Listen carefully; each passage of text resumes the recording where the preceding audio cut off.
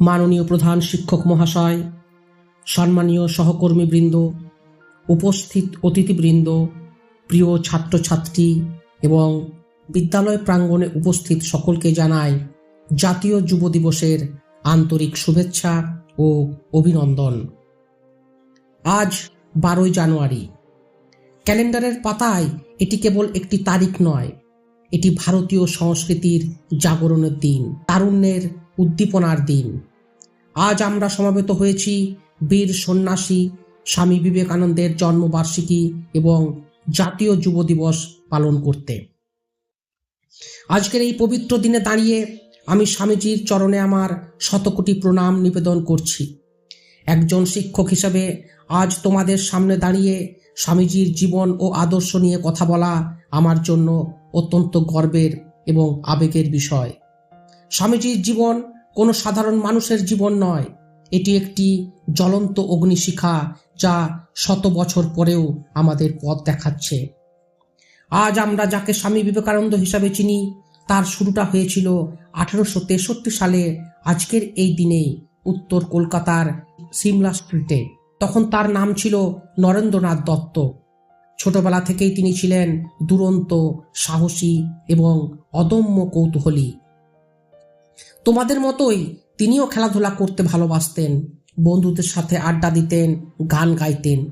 কিন্তু একটা জায়গায় তিনি ছিলেন আলাদা, তার ছিল জানার তীব্র আকাঙ্ক্ষা।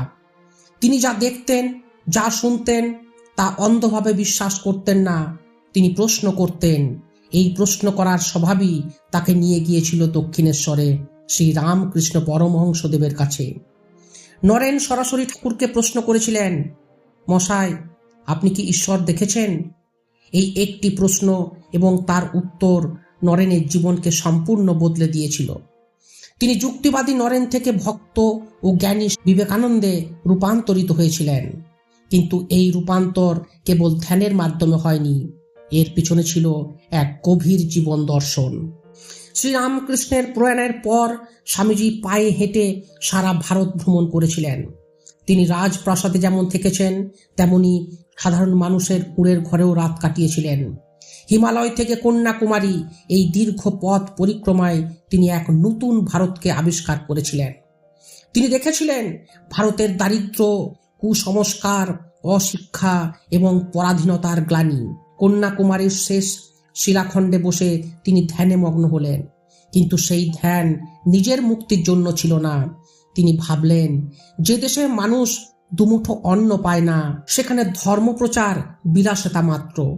তিনি বুঝতে পারলেন, ভারতকে জাগাতে হলে আগে ভারতের সাধারণ মানুষকে জাগাতে হবে। তাদের অন্ন, বস্ত্র এবং শিক্ষার ব্যবস্থা করতে হবে। এই উপলব্ধির নামই বিবেকানন্দ। 1893 সালে আমেরিকার শিকাগো শহরে আয়োজিত হলো বিশ্ব ধর্ম মহাসভা। এক তরুণ সন্ন্যাসী, যার পকেটে কানাকড়ি নেই, গায়ে গেরুয়া বস্ত্র, তিনি গিয়ে দাঁড়ালেন সেই মহাসভায়। 11 সেপ্টেম্বর তিনি যখন সম্বোধন করলেন, sisters and brothers of America, তখন পুরো হল ঘর করতালিতে ফেটে পড়ল। কেন জানেন? কারণ তার আগে কেউই পশ্চিমী দুনিয়াকে আত্মীয় বলে ডাকেনি। তিনি প্রমাণ করলেন, হিন্দু ধর্ম মানে কেবল কিছু আচার অনুষ্ঠান নয়, এর মূলে রয়েছে সার্বজনীন গ্রহণীয়তা। তিনি বিশ্বকে শোনালেন যে বিবাদ নয় সহায়তা, বিনাশ নয় পরস্পরের ভাব গ্রহণ, মতবিরোধ নয় সমন্বয় ও শান্তি। সেই দিন ভারত বিশ্ব মঞ্চে এক নতুন পরিচয়ে পরিচিত হলো। পরাধীন ভারত পেল তার আত্মসম্মান। ভারত সরকার 1984 সালে 12 জানুয়ারি আজকের এই দিনটিকেই জাতীয় যুব দিবস হিসাবে ঘোষণা করেন। কিন্তু কেন? তার কারণ, স্বামীজি বিশ্বাস করতেন ভারতের ভবিষ্যৎ নির্ভর করছে তার যুব শক্তির উপর। তিনি তোমাদের মতো তরুণদের উদ্দেশ্যে বলেছিলেন, ওঠো, জাগো এবং লক্ষ্যে না পৌঁছানো পর্যন্ত থেমো না। আজকের দিনে দাঁড়িয়ে আমাদের ভাবতে হবে, স্বামীজি যুবকদের কাছে কি চেয়েছিলেন। তিনি চেয়েছিলেন তোমরা নির্ভীক হও। তিনি বলতেন, ভয় মৃত্যু, ভয় পাপ, ভয় নরক। আজকের দিনে আমরা ছোট ছোট ব্যর্থতায় ভেঙে পড়ি। পরীক্ষায় নম্বর কম পেলে বা জীবনে কোনো বাধা এলে আমরা হতাশ হয়ে পড়ি।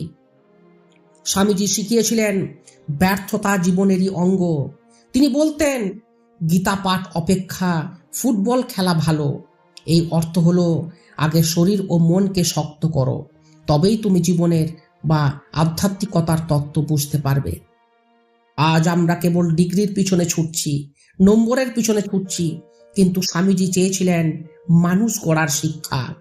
যে শিক্ষা আমাদের চরিত্র গঠন করে না, যে শিক্ষা আমাদের পরকারী হতে শেখায় না, তা প্রকৃত শিক্ষা নয়। তিনি বলতেন, জীবে প্রেম করে যেই জন, সেই জন সেবিছে ঈশ্বর। ঈশ্বরের সেবা করার জন্য মন্দিরে যাওয়ার আগে ক্ষুধার্তকে অন্ন দেওয়া বা পীড়িতের সেবা করা অনেক বড় ধর্ম। তোমরা যারা আজ এখানে বসে আছো, তোমরাই আগামী দিনের ডাক্তার, ইঞ্জিনিয়ার, নেতা, শিক্ষক। কিন্তু সবার আগে তোমাদের হতে হবে একজন ভালো মানুষ, যে মানুষের মেরুদণ্ড সোজা, যার হৃদয়ে আছে দয়া এবং যে অন্যায়ের বিরুদ্ধে প্রতিবাদ করতে জানে। অনেকের মনেই হয়তো প্রশ্ন জাগতে পারে, 21 শতকের এই ডিজিটাল যুগে স্বামীজি কতটা প্রাসঙ্গিক। আমি বলবো, আজ তার প্রাসঙ্গিকতা আরও বেশি। আজকের দিনে আমাদের হাতে স্মার্টফোন আছে, ইন্টারনেট আছে, তথ্যের ভান্ডার আছে, কিন্তু আমাদের মধ্যে যেটার অভাব তা হলো মনোসংযোগ এবং ধৈর্য। স্বামীজি বলতেন, মনের শক্তি সব। তোমরা যদি তোমাদের মনকে নিয়ন্ত্রণ করতে পারো, তবে পৃথিবীর যে কোনো কঠিন কাজ সহজে হয়ে যাবে। স্বামীজি তোমাদের উপর অগাধ বিশ্বাস রেখেছিলেন। তিনি বলতেন, তোমরা সব করতে পারো, তোমাদের মধ্যেই অনন্ত শক্তি নিহিত আছে, নিজেকে কখনো দুর্বল ভাবো না। স্বামীজি বলতেন, নিজের উপর বিশ্বাস রাখো। যে নিজেকে বিশ্বাস করে না, সে ঈশ্বরেরও বিশ্বাস করতে পারে না। তোমাদের আত্মবিশ্বাসই তোমাদের সাফল্যের চাবিকাঠি। বক্তৃতার শেষে আমি বলতে চাই, স্বামী বিবেকানন্দ কেবল একটি নাম নয়, তিনি একটি চেতনা। তিনি আমাদের শিখিয়েছেন কিভাবে মাথা উঁচু করে বাঁচতে হয়। আজ আমরা প্রতিজ্ঞা করি, আমরা কেবল বইয়ের পাতায় স্বামীজিকে সীমাবদ্ধ রাখব না। আমরা তার আদর্শকে আমাদের জীবনে, আমাদের আচরণে এবং আমাদের চিন্তায় ধারণ করব। এসো, আজ আমরা সবাই মিলে শপথ নিই, আমরা আমাদের শরীর ও মনকে সুস্থ রাখব। আমরা জ্ঞান অর্জনের পাশাপাশি চরিত্র গঠন করব এবং আমাদের প্রিয় মাতৃভূমি ভারতের সেবায় নিজেদের নিয়োজিত করব। তবেই এই জন্মদিন পালন সার্থক হবে। স্বামীজির সেই অমোঘ বাণী দিয়েই আমি আমার বক্তব্য শেষ করছি। ওঠো, জাগো, লক্ষ্যে না পৌঁছানো পর্যন্ত থেমো না। সবাইকে আবারও ধন্যবাদ ও জাতীয় যুব দিবসের শুভেচ্ছা জানাই। জয় হিন্দ, জয় ভারত। ধন্যবাদ।